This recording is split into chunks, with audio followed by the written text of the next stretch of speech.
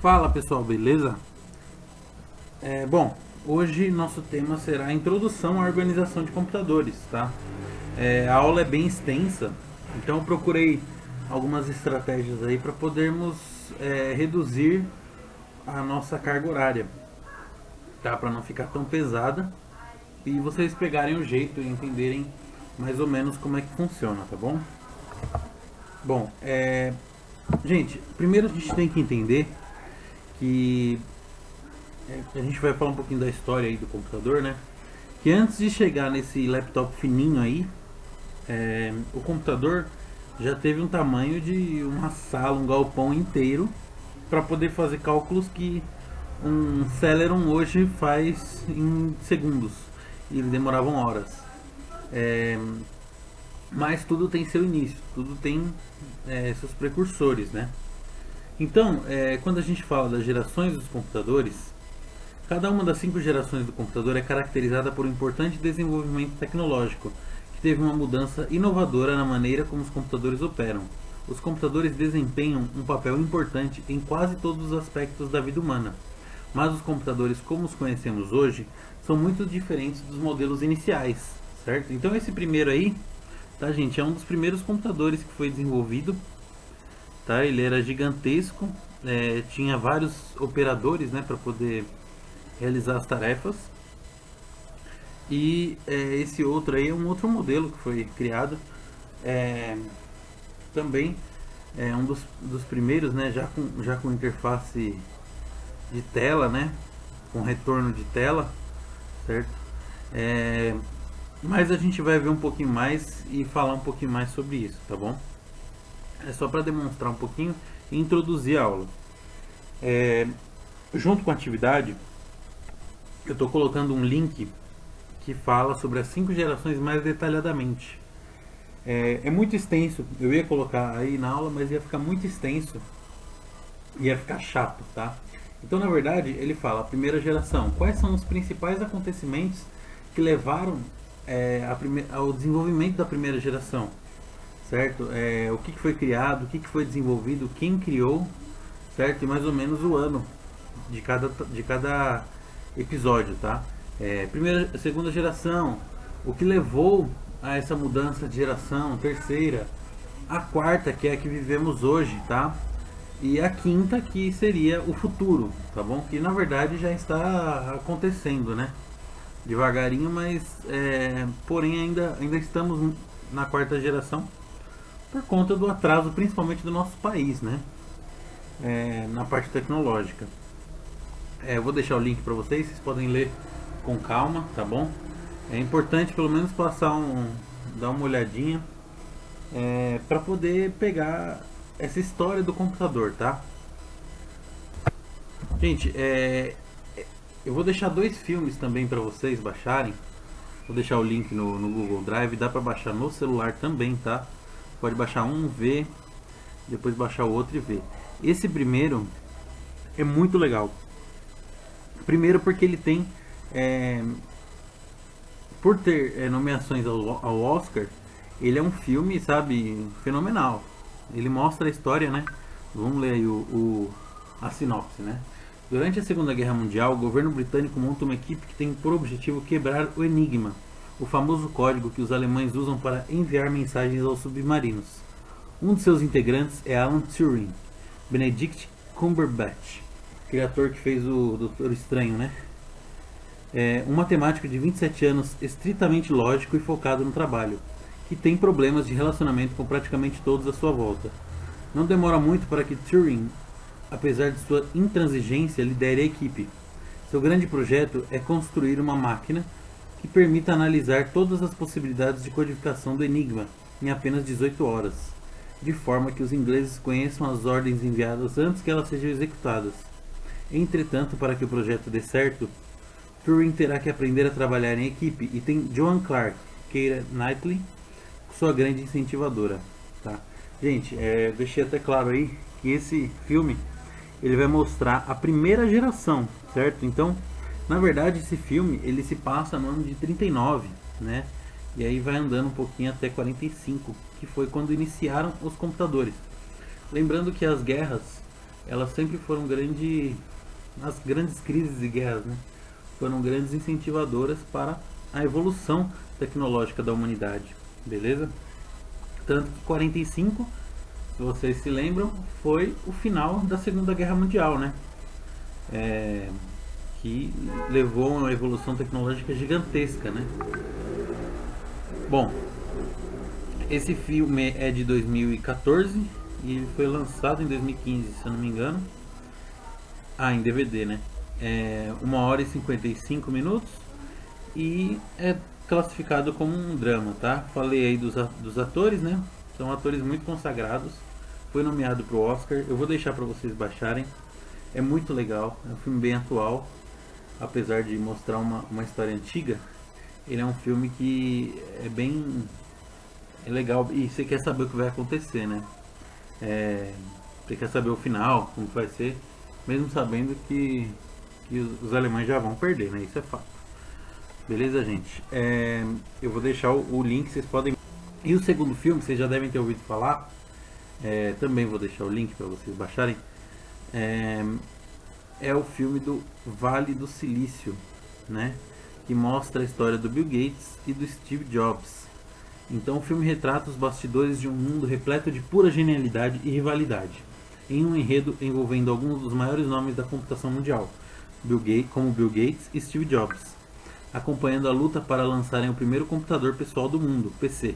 É possível observar o cenário social da época, bem como a vida pessoal desses gênios, seus erros, sonhos e ambições.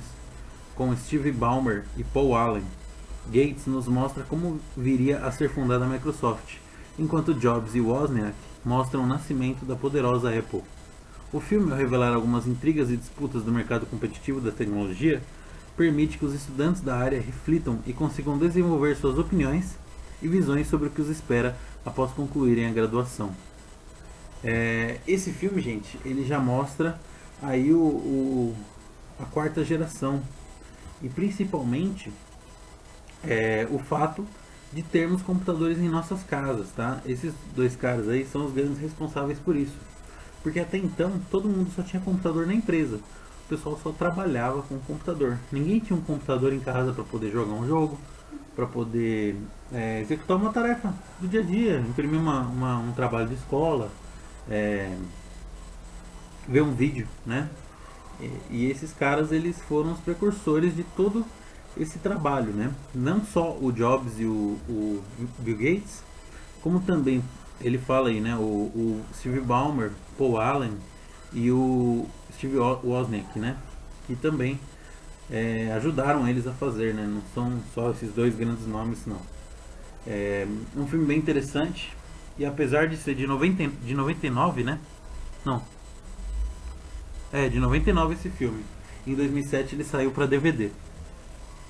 Ele é um filme bem atual porque mostra a história dos dois grandes sistemas operacionais licenciados, né? Que são os mais famosos do mundo, tá, gente? Lembrando que nos Estados Unidos, o sistema operacional Macintosh ele domina, né? E no Brasil, por exemplo, como em outros lugares, né? Em alguns lugares da Europa e tudo mais, e no mundo inteiro, né? O Windows predomina, né? Então é um filme bem interessante. Lembrando que o link eu vou disponibilizar para vocês, tá? É importante vocês verem esse filme, que mostra um pouco mais da nossa área e também mostra um pouco das gerações, né, de computadores. Ele mostra um pouco da terceira, porque é onde eles se baseiam para poder criar os computadores, né, os PCs compactos, né? E é um filme americano também. Beleza? Gente, a gente já falou bastante sobre, tá? Mas é importante a gente deixar claro isso e que todos entendam, tá? A diferença entre hardware e software. O hardware é a parte física de um computador, as peças que o compõem. O monitor, impressora e o mouse são exemplos de hardware. O software diz respeito aos programas que fazem com que a máquina funcione, como os aplicativos e sistemas operacionais. Todos os equipamentos eletrônicos, como computadores, celulares, tablets e smart TVs, possuem hardware e software. Eles dependem um do outro para que possam funcionar. Os sistemas de software costumam ser divididos em software de sistema e software de aplicativo. Enquanto o software informa a tarefa que deve ser realizada e dá as coordenadas, o hardware a executa. Então, um pouquinho mais a fundo, certo, gente? Todo dispositivo, computador, notebook, servidor, celular, tablet, televisão, hoje em dia até os utensílios domésticos, né, já estão vindo com um sistema operacional, são compostos por hardware e software, tá? Então existe um sistema operacional por trás da nossa televisão, o sistema operacional Android por trás do nosso celular, o iOS. Em um computador temos o Windows, o Linux, o Macintosh, né? São softwares por trás do hardware. Então o software ele informa a tarefa e o hardware executa. O hardware produz o comando, ele executa, né, esse comando, beleza, gente? O hardware é a parte física, lembrando que o hardware é o que a gente consegue pegar na mão. O software é aquilo lógico, né, aquilo que é instalado no nosso computador. E o hardware ele é separado em duas partes: o software de sistema e o software de aplicativo. Então a gente tem como software de sistema aí, por exemplo, o Windows, o Linux, certo? E um aplicativo, o nosso próprio Office, né? Que é uma suite de aplicativos, né? Um Google Chrome, o WhatsApp no nosso celular, né? O YouTube no nosso tablet, o Netflix na nossa televisão, é um aplicativo, tá bom? Inclusive as televisões, elas também têm sistema operacional, né? Tem televisão que tem WebOS, tem televisão que tem outros softwares, tem televisão que tem até Android, né? Da Sony, por exemplo, né? E eu coloquei alguns exemplos aí de software e hardware para vocês. Como falamos aí, o Office, né? Na suite dele, o sistema Windows, o Macintosh, o Linux, o Guarda, que é uma distribuição do Linux, né? Se eu não me engano. Guarda, desculpa. O Node 32 antivírus, certo? E coloquei alguns exemplos de hardware também. Uma placa-mãe, memória, HD, ventoinha, placa de vídeo, né? Todo o cabeamento interno, fonte, processador. Lembrando que mouse, teclado, caixinha de som, monitor, todos são hardwares, certo?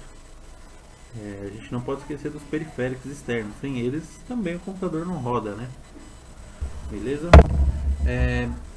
Classificação de software, gente. Entrando um pouquinho na parte de software, vamos ler essa parte aí que explica um pouquinho. Podemos classificar o software de acordo com a sua funcionalidade no sistema. Os softwares de aplicação e os softwares de sistema. Os softwares de aplicação são os programas projetados para executarem tarefas em benefício do usuário. Estes softwares permitem ao usuário interagir com a máquina e obter resultados esperados.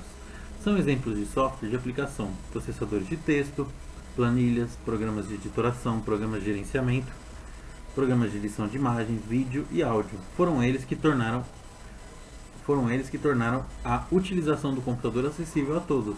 Software de sistema são programas ou um grupo de programas que atuam para que outros programas executem e processem, ou servem de ferramentas para o desenvolvimento de outros programas. São exemplos de software de sistema: os sistemas operacionais Windows, Linux, Unix, macOS, que é o Macintosh, e os sistemas de tradução, compilador e interpretador. O compilador é um software que transforma uma linguagem de programação em outras linguagens de programação. Por exemplo, o compilador converte um programa em linguagem C++ para um programa em Assembly, ou linguagem de máquina, códigos binários. E desta forma, o hardware interpreta e executa as funções.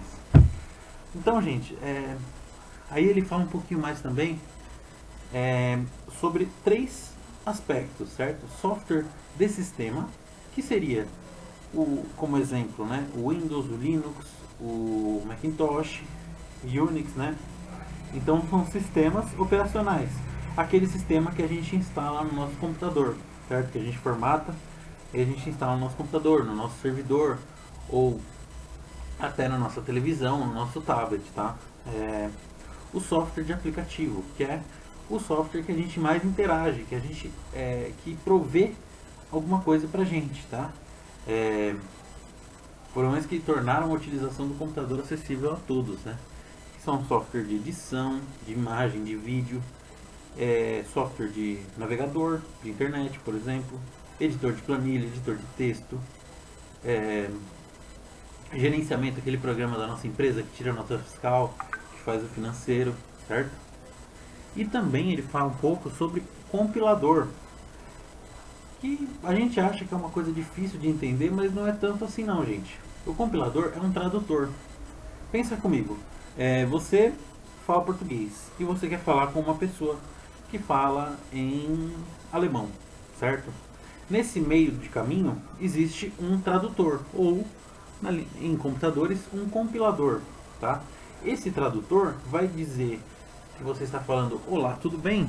Na linguagem alemã, certo? Então ele vai ouvir, entender o que você falou e repassar ao alemão o que você falou, na linguagem alemã, né? Que eu não sei como é que fala lá, tudo bem. Enfim, o compilador ele vai transformar uma linguagem de programação, seja ela Java, C++, HTML, C Sharp, Delphi e N outras linguagens, em uma linguagem de máquina, uma linguagem que o nosso Windows, que o nosso Macintosh, que o nosso Linux irá entender. Beleza, gente? Então,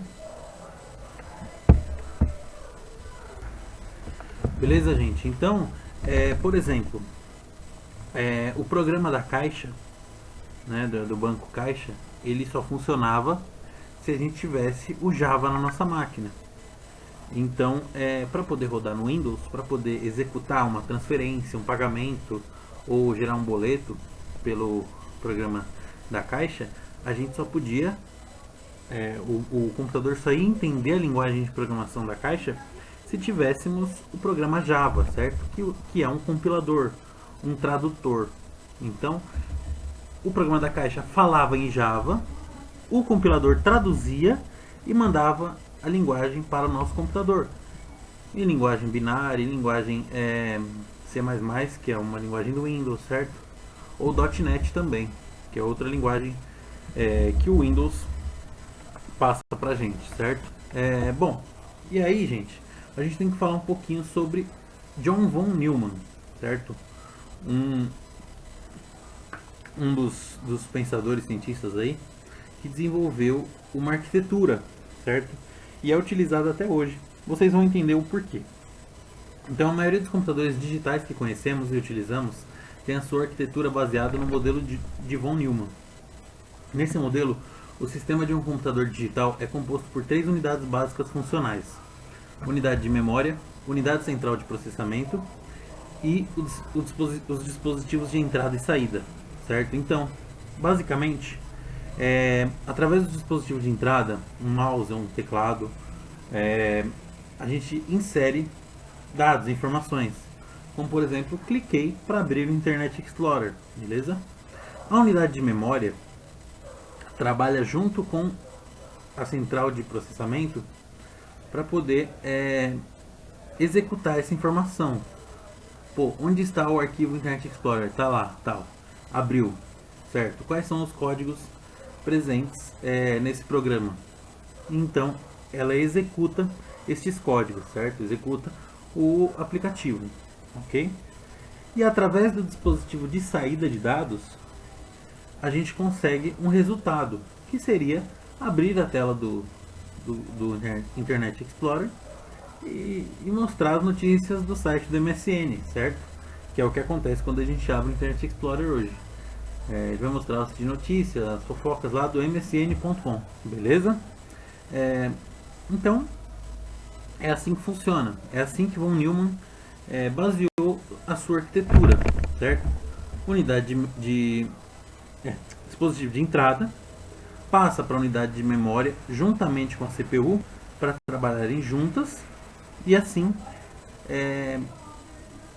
no dispositivo de saída a gente tem um retorno disso, certo?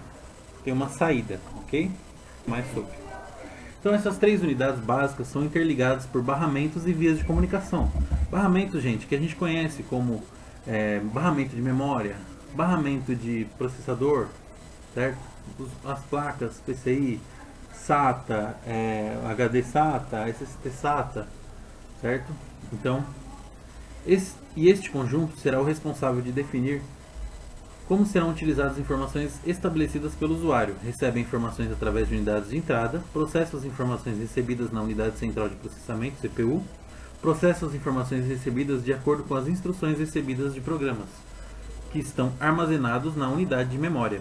Os resultados são enviados para os dispositivos de saída. Estes sistemas são interligados por barramentos, bus, que transformam as informações e dados, certo? Então, é basicamente o que a gente falou na imagem do slide anterior. Através de informações que o usuário insere num dispositivo de entrada, vamos dar outro exemplo aí, de dispositivo de entrada, webcam, certo? A pessoa lança um vídeo na webcam, grava uma dança, certo? Essa dança ela é processada através e recebida, né, através da unidade central de processamento, CPU, certo? O processador do nosso computador. E essas informações, essa dança, ela vai ser processada através da memória, certo? A memória vai armazenar esses dados e vai processá-los, certo? E armazená-los no nosso HD, no caso. E os resultados são enviados para o dispositivo de saída. Qual seria o dispositivo de saída? O nosso monitor. Então a gente vai conseguir ver essa dança através do nosso monitor, certo? Então entrada, processamento, armazenamento e saída, ok? E tudo isso, quem leva de um para o outro é o bus, certo? É o barramento. Ele transporta as informações e dados de um setor para o outro, entrada, processamento, memória e saída, ok? Então, gente, só mais um detalhezinho. Na apostila vocês podem ler lá que tem uma explicação gigantesca sobre o que se define, o que define se o computador é bom ou ruim, certo? Eu tenho uma definição um pouquinho diferente, porém que tem tudo a ver com o que fala na apostila, tá? Então, primeira coisa, gente, eu falo para vocês que para definir se o nosso computador é bom, se o nosso hardware é bom ou ruim, a gente precisa entender o nosso uso, certo? Então sempre que um cliente fala ou uma pessoa fala, eu preciso de um computador bom para trabalhar, aí você fala, beleza, bom para quê? Certo? Eu vou trabalhar com planilha, vou trabalhar com Word, beleza? Então você precisa de um hardware X, certo? Eu vou trabalhar com jogo, vou ser gamer profissional, então você precisa de um hardware 5X, por exemplo, beleza? Eu vou trabalhar com desenho, eu vou trabalhar com desenho técnico, né? Vou trabalhar com programas pesados, né? Para poder projetar um robô de montadora, projetar peças, né? Então você precisa de um hardware 10, 15X, beleza? Isso é só um exemplo, tá, gente? Não que vai ser exatamente desta forma, tá? Então, a primeira coisa que você precisa é olhar os requisitos desse programa, desse sistema que o cara vai trabalhar. Pô, eu vou trabalhar só com Office. Beleza, vamos lá no site da Microsoft e ver quais são os requisitos recomendados da Microsoft para o uso do Office 2019 ou 365, que seria a última versão. Beleza? Ele fala processador tem que ser o i5. Beleza. i5, qual geração? Quinta geração. Ótimo, já definimos o nosso processador. Tem que ser no mínimo um i5 de quinta geração. Através do processador, gente, a gente consegue definir qual a placa-mãe que a gente vai utilizar. Claro que existem vários tipos de placa-mãe. Placa-mãe de entrada, placa-mãe média, né? E placa-mãe full, né? Aquela placa-mãe top, né? Que roda. Isso a gente consegue definir através do soquete do processador, tá bom? E assim, a gente vai item por item, tá? Memória, mas eu preciso de quanto de memória para rodar o Office? Está lá no site da Microsoft, certo? Quanto de memória eu preciso para rodar um Photoshop? Está lá no site da Adobe, beleza? Todo programa tem os seus requisitos mínimos e recomendados, tá? E conteúdo na internet é o que a gente mais acha, né? Placa de vídeo, pô, mas para rodar um AutoCAD eu preciso de placa de vídeo? Ah, e qual que é a placa de vídeo mínima ou recomendada necessária para o AutoCAD? Ah, é uma NVIDIA Quadro, por exemplo, né? Então eu preciso de um hardware específico para essa placa de vídeo, certo? Então coloco a NVIDIA Quadro, beleza. E existem outros componentes internos, gente, como placa de rede, placa USB, placa serial, e N outras placas que são importantes a gente colocar lá dentro. Depois de definir todos esses itens, certo? Aí sim a gente vai. O armazenamento também, tá? É importante a gente pensar no quanto de espaço a gente vai precisar. Pô, eu não vou armazenar nada no meu computador, vou colocar tudo na nuvem. Então eu não preciso de muito espaço, né? Vou colocar um SSD de 120 GB, como eu mesmo utilizo, certo? E depois de todos esses itens, gente, é que a gente vai definir qual a fonte. Então, quanto de energia será necessária para esse computador funcionar, beleza? É claro que a gente pode passar um pouquinho, porque vai que a gente faz um upgrade, vai que existe muita oscilação de energia na minha casa, acontece, tá? E depois de tudo isso, a gente pode definir também os periféricos, né? Mouse, teclado, pô, eu preciso de um monitor grande para poder trabalhar, eu preciso de um mouse sem fio, eu gosto de... Mas aí é questão de escolha, né, de cada um, beleza? É assim que eu falo como que a gente pode definir um computador, tá, gente? Através do nosso uso, lembrem disso, através do nosso uso e os requisitos desse uso, certo? Pô, eu uso só com Photoshop, só com Premiere. Quais são os requisitos para se rodar um Premiere, beleza? Claro que a gente pode passar um pouquinho, justamente para ter folga, né? Na hora de executar, na hora de ter uma atualização do sistema. E também é importante a gente focar no sistema operacional.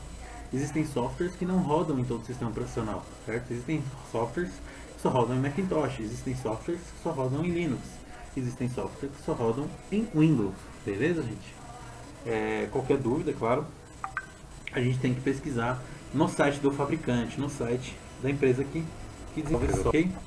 E é isso aí, gente. Como diria aí o Buzz, né? Von Neumann máquinas. Máquinas de Von Neumann. Máquinas de Von Neumann em todos os lugares, né? Everywhere. Então, os computadores que temos hoje estão em todos os lugares, né? Inclusive no nosso bolso, através do nosso celular, na nossa televisão e em tudo quanto é lugar que a gente vai, a gente vê um computador, tá, gente? Uma máquina de Von Neumann, como diz o Buzz aí, beleza? E é isso, gente. Muito obrigado.